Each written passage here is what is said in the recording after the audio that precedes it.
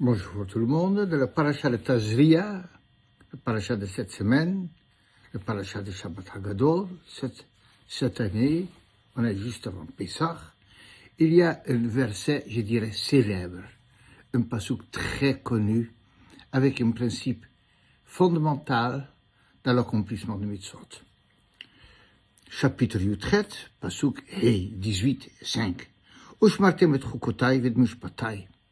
Et vous allez respecter chukotai mes institutions, mishpatai mes lois, asher ya'aseh otam ha'adam, que l'être humain il doit accomplir, vachai bahem, pour vivre avec, Ani Hashem, c'est moi, votre Dieu, je suis Hashem. Alors, vachai bahem, c'est ce deux mots pour vivre avec, qui sont un mot clé pour le respect de la Torah. Nous savons que les mitzvot ne sont pas optionnels. On doit faire tout. On doit être investi avec la force physique, avec l'argent, avec la faculté psychique pour accomplir les mitzvot. Mais il y a une limite.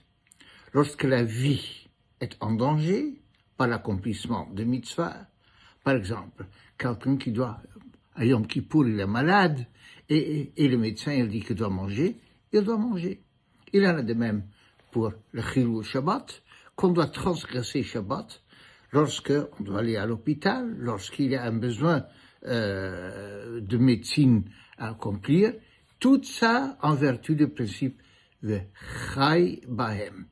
Il y a un impératif, Yaseh Mitzvot, Chukim ou Mishpatim, on va l'accomplir. Quelle est la limite? Chai Bahem, jusqu'à l'enjeu de la vie. Nous savons qu'il y a 3 exceptions. Avodah Zara, Shfichut Damim Vegilui Arayot, l'idolâtrie, le meurtre, ainsi que l'adultère et tout ce qui va avec. Alors, ce sont des exceptions dans lesquelles la débauche, on doit plutôt se laisser la vie que transgresser. Sinon, principe général, Chai Bahem. Maintenant, il y a dans ce Chai Bahem d'autres choses qu'on peut et qu'on doit entendre. Qu'est-ce qu'on doit entendre? Vous savez, on dit parfois Am Yisrael Chai. Le peuple juif, il est Chai, il est vivant. On ne veut pas dire juste qu'on n'est pas mort, et c'est une actualité avec les agressions d'aujourd'hui.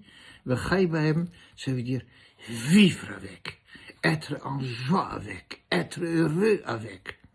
Alors, ce que le passouk vient de dire, si il y a 2 façons de vivre la Torah, de subir ou en avance. On est censé de faire le chukim, même les institutions qu'on ne comprend pas, au mishpatim et la loi, comme un privilège. Et donc, on va l'accomplir avec une joie.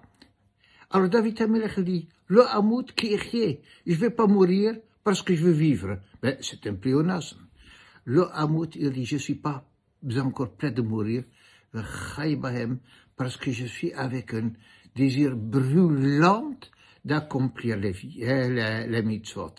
Alors, Chai Bahem, c'est la dimension de joie et d'investissement dans les mitzvot.